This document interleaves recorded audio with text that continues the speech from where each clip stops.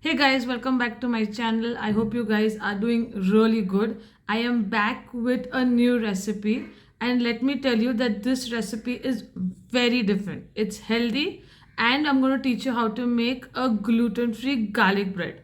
So many of you, I think, because you cannot eat a regular garlic bread, this bread recipe is perfect for those people who love a nice garlic bread. And also I found a new flour, so this flour will make your work so easy, so you don't need to take like different millet flours, potato starch, xanthan gum or anything. This one flour has all the ingredients, all the millets that you need to get a perfect soft gluten free bread. So but before that, don't forget to like, share and subscribe to my channel. And I'm super excited to introduce this new flour and this new bread recipe. So let's go baking. So we are going to take a bowl, add some husk into it. Husk is also known as isabol.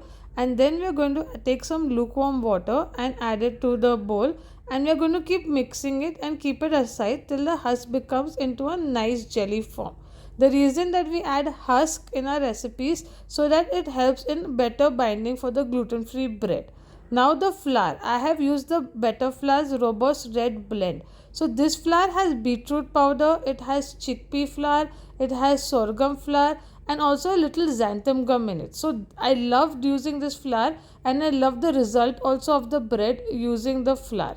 So now the next step is, once the husk is done, we are going to make our garlic paste. So what I've taken is melted butter, you can take oil, added some chopped garlics into it and added some herbs. Mix everything really well, and then I'm going to add it into the husk mixture. So once it's mixed really well, I'm adding it to the husk mixture and then I'm going to mix it. So this will help to enhance your garlic flavor. Then after that, we are just using the Better flour. See, the best part is I'm not adding 3-4 flours. So in every recipe of mine you must have seen me adding a lot of flours. This one packet will help you to get a perfect soft bread.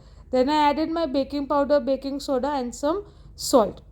We are going to mix it. And also the best part about this flour is that if you're not making a bread, the texture will help you make even a burger bun. So I really liked how the bread turned out. So I'm excited to show you guys how the bread looks. And also I've used a blender to use this make this bread. Now I'm just going to just knead the bread really well, and you can see it's not sticky also, it's super soft and it's not like your regular cake texture that comes in the bread.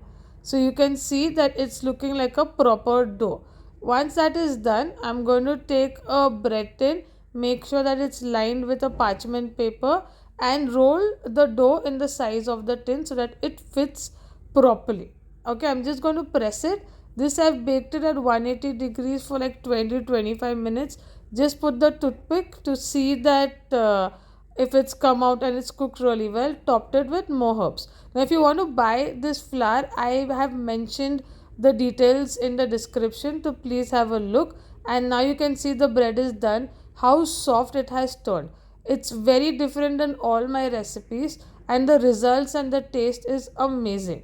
Also, don't forget to like and subscribe the channel. Follow me on Instagram for more such recipes, and you can even join my workshops. And you can see how soft this bread has turned out. I was very happy with the results, so I'm sure that you will also like this bread recipe.